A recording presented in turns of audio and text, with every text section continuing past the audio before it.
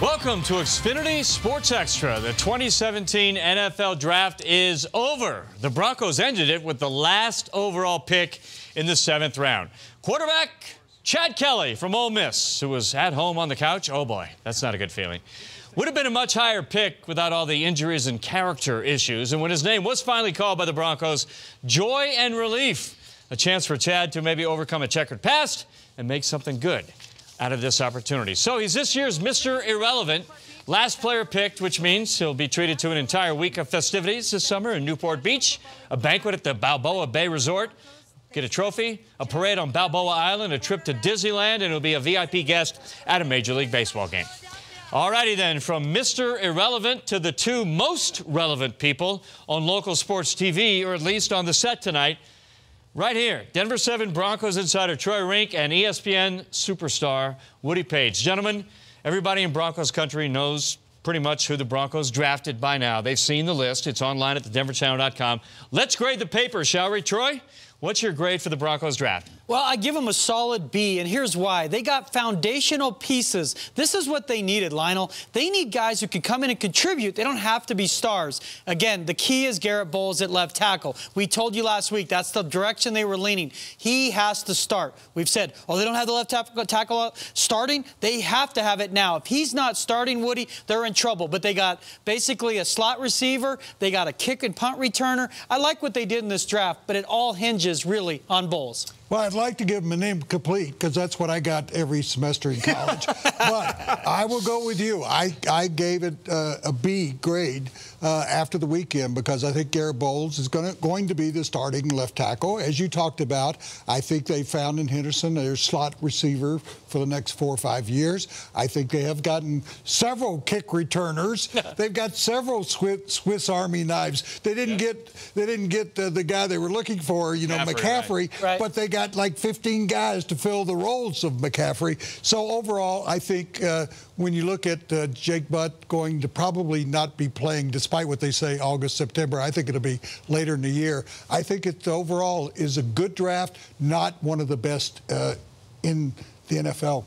Well, incomplete is always, you don't know how these guys are going to play. That's the problem. So who knows how good the draft was. But you guys just talked about it. The biggest need was left tackle, and the Broncos attacked that in round 1 on Thursday. They picked Garrett Bowles from Utah, number 20. Woody said from day one, Bowles was the pick. Troy said the day before the draft that sources told him Bowles was the guy. And there he was at Dove Valley on Friday with his son Kingston and his family. And Troy actually sat down one-on-one with Garrett. You saw that already. And found out his mentality, his approach, his no-nonsense attitude. That's something the Broncos love.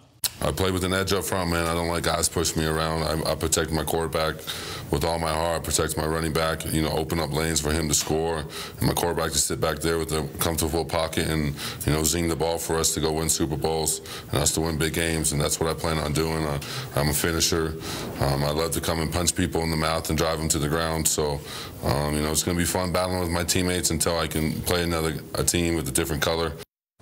Geez, what a job where you get paid to punch people in the mouth and knock them down in the dirt.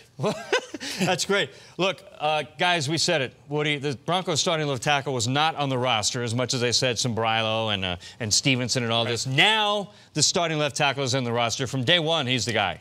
Everybody's been hearing the story the last few days. When I talked to him a couple of weeks before the Combine for the first time, because I saw he had an association with Colorado, having gotten his a Mormon mission here, and I thought this is the guy because he does have that toughness that they're looking for. He is a good guy despite some of the issues he had as a miscreant when he was a kid, and I just felt like this was the guy that could come in from the very beginning and start for them at left tackle. When he greeted me, because we had talked, right. He said, "It must have been a sign from God." I said, "I think it was a sign from John Elway."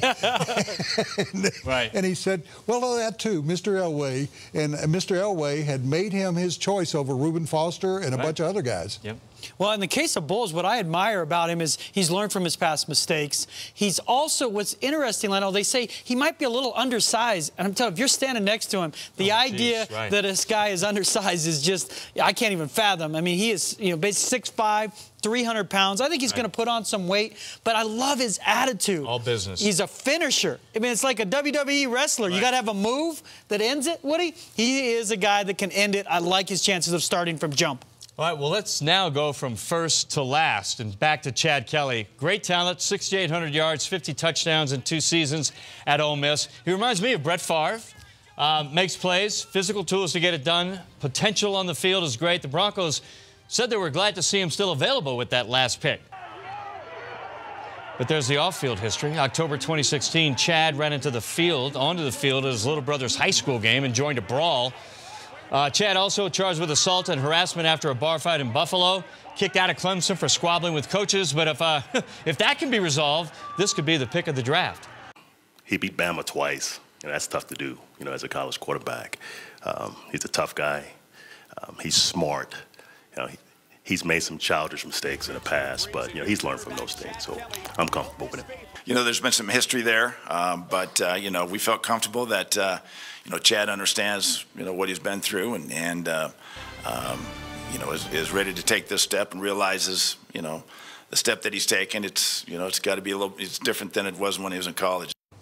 All right, when they made the pick, Mike Mayock of NFL Network said, "Great pick if you take out the medical and the character. He's a first or second round quarterback all day long." Troy, did the Broncos just draft the quarterback of the future here? Well, not the near future. He's not going to come in and start this year. He had a wrist injury that it required surgery, so they don't even think he's going to be ready until August, Lionel. So he's not going to compete, at least not right away. But the idea that he could start in the NFL, that is believable. I mean, I watched him beat Alabama. I watched him beat LSU. Woody, I watched him beat Auburn. He has NFL tools. Has he matured enough? He's been humbled by this process, so you'd like to think that he has something to prove, but I don't see it this year. Great athlete. He would be the first Denver Broncos quarterback from Ole Miss, and you're thinking one of the Mannings. No, it was Norris Weiss who followed Craig Morton as a starter. He is a great athlete. We saw that in those games that he played in the Southeastern Conference. $10 million arm, 10-cent mind up until now. So he has got to straighten his life out. I see him as a guy that they'll keep on the active roster but deactivate him every week.